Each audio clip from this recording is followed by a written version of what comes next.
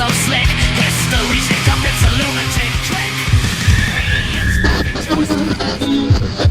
Kregon's Dark World presents Moonstruck Mayhem, a mangled memory. Welcome, thirsty truth seekers, to Moonstruck Mayhem, the most twisted tale you never remembered. What if everything you knew about the moon landing was just a patchwork of your sanitized memories? The story you were spoon-fed might be a fat lie glossed over to hide the debauchery of reality.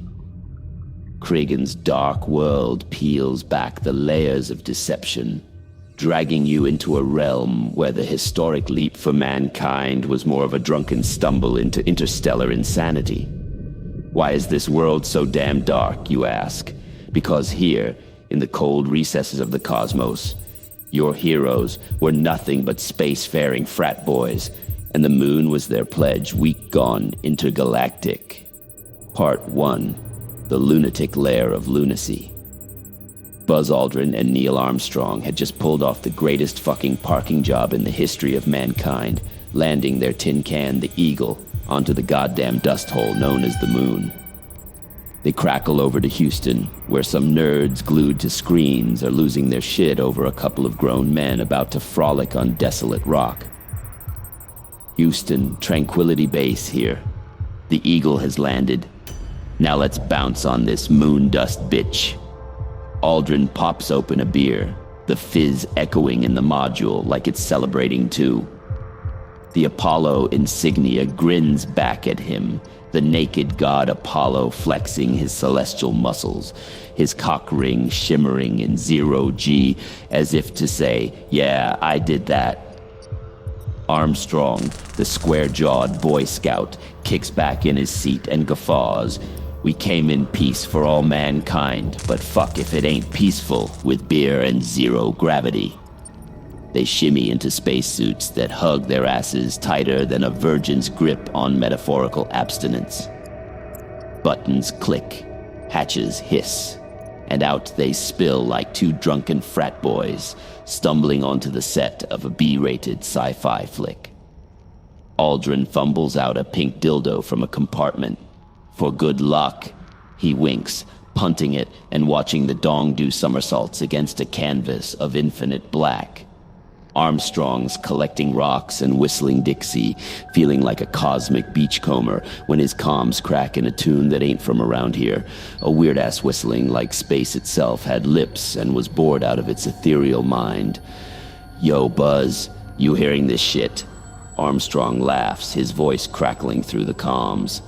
Aldrin, tripping over his own boots, sticks a triumphant flag next to a smug pile of moon dust. Sounds like the cosmos got wind of our arrival and decided to play us a welcome tune. Houston's voice buzzes fainter as the alien whistle grows, like the sound of a kazoo played by a drunken alien symphony. The two spacemen, bored of their rock collection, toss a beer can into a crater, testing out low-gravity physics. Houston, we have a projectile, Armstrong quips, watching the can orbit into darkness. But Houston's not on the line anymore. Just that fucking whistling melody, playful as hell, wrapping around their heads with an otherworldly grip.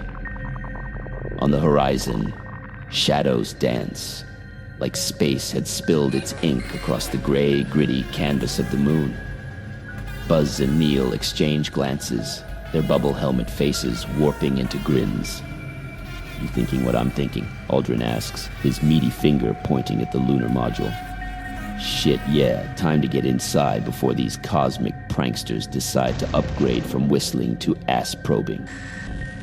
Armstrong laughs, the two astronauts lumbering back towards the dubious safety of their metallic womb, leaving behind their imprint on this otherworldly sandpit and a floating pink dildo circling the moon, a lasting testament to human exploration.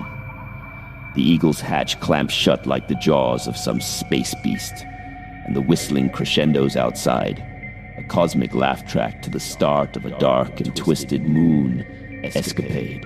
Part 2, Pebble Punks and Helmet Huffs.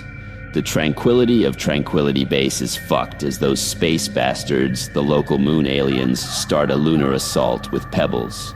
Tap, tap, tap. The sound is like an interplanetary game of knock and run, except these little green fucks stick around, smug grins plastered on their warped faces.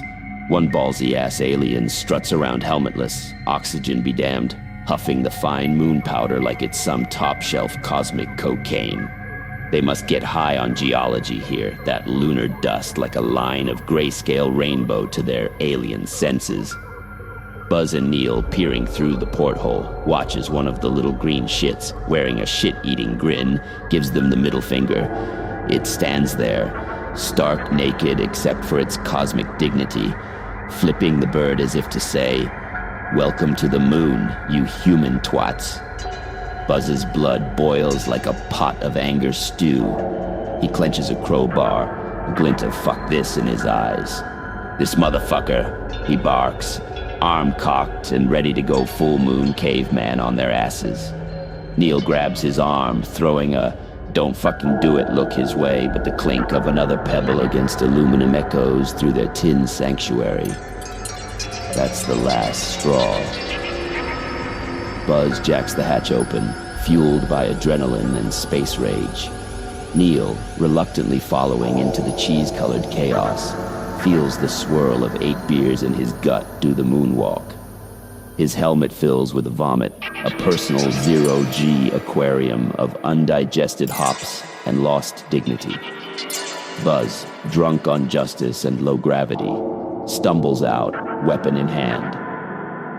But that's when the cosmic gravity of their situation hits him. They're up against motherfucking lunatics, more bizarre than a truck stop meth head wearing a tinfoil hat. Alien laughter scratches at their comms, a symphony of mockery and taunts. The astronaut duo, their heroism deflating like a punctured balloon, beat a hasty retreat back into the Eagle.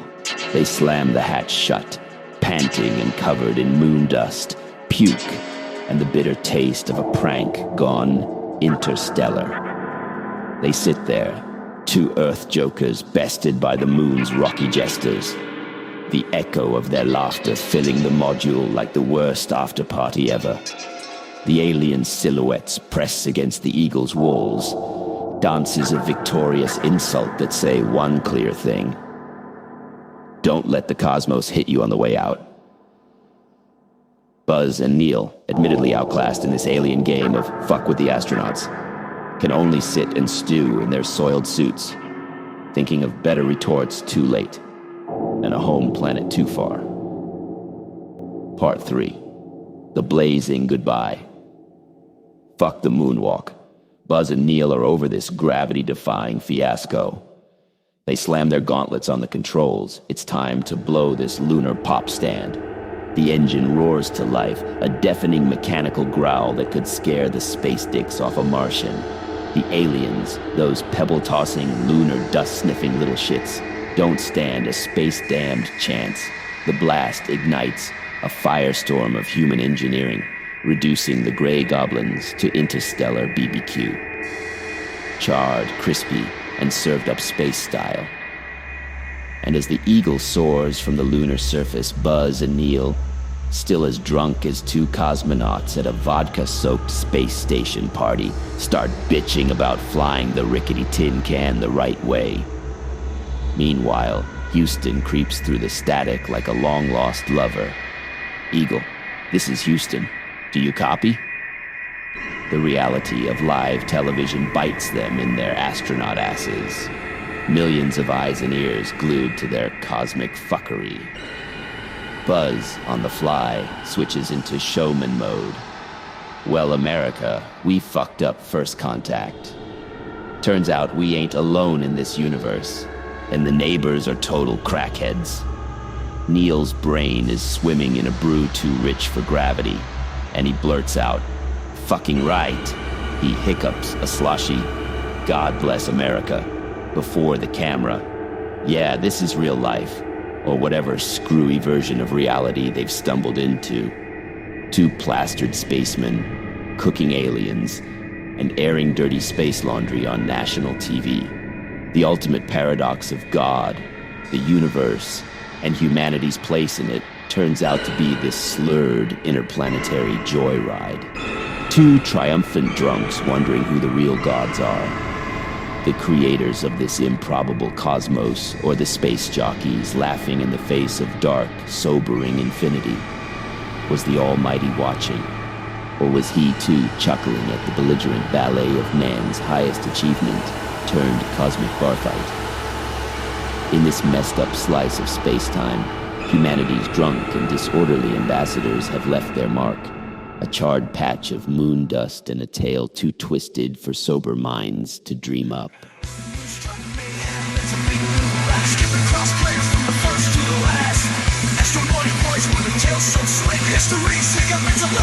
Aliens up into a starman's crew while the earthlings tussled in a lunar saloon. Where gravity's a joke and the laughs are cheap. What's in the moon rock? Took a zero-G leap. And there they go, spelunking in stars. Drunker than Venus on a date with Mars. Mumbling slurs in a satellite sing-along. Floating the star-spangled banner all wrong. Yo, Kregon, what's up? Monk, I can't find my screen again. Did I leave it at your house? Come on, man. Keep your spleen to yourself for once. Jesus Christ. What's wrong with you, Kregon?